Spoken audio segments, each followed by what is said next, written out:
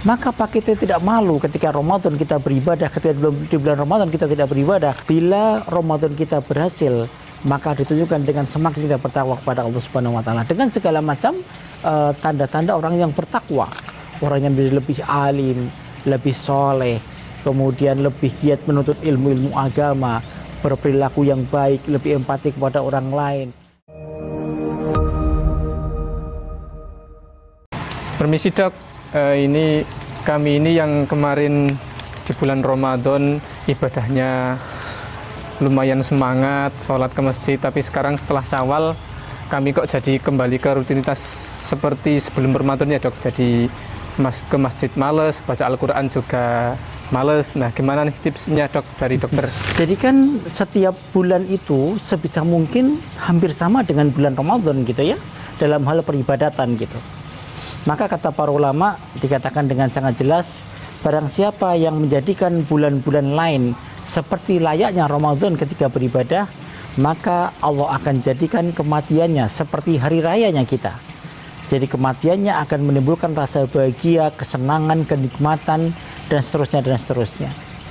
Maka sebisa mungkin kita tetap istiqomah melakukan ibadah-ibadah seperti layaknya kita seperti di bulan Ramadan.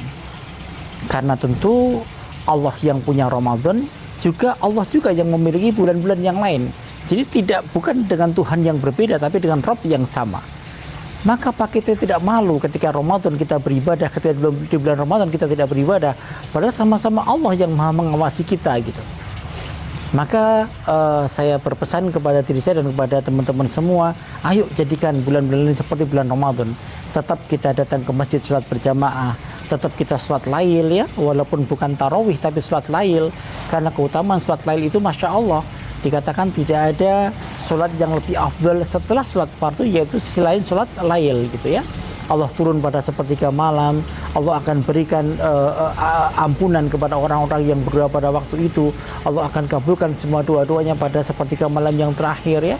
Jangan tinggalkan tilawah Quran. Bagaimana kita tahu fadilahnya orang baca Quran, pahalanya yang berlipat-lipat ya, dan itu pun tetap sama akan kita dapatkan di luar bulan Ramadan gitu. Jadi mari kita bayangkan bahwa bulan-bulan selain Ramadan pun akan memiliki keutamaan-keutamaan yang mungkin hampir menyerupai di bulan Ramadan. Oleh karena itu jangan lengah, jangan kita kemudian meninggalkan ibadah setelah Ramadan pergi dari kita gitu. Dan perlu teman-teman semua ketahui bahwa salah satu tanda diterimanya amalan kita di bulan Ramadan adalah dengan kita setelah ditinggal Ramadan kita tetap beribadah kepada Allah Subhanahu wa taala. Dan salah satu tanda orang itu mendapatkan Lailatul Qadar adalah ketika selesai Ramadan dia bertambah takwa, dia bertambah rajin ke masjid, dia bertambah ibadahnya dan lain sebagainya. Dia semakin kuat menahan hawa nafsunya, menahan syahwatnya, tidak berkata-kata yang jelek, tidak berperilaku yang jelek.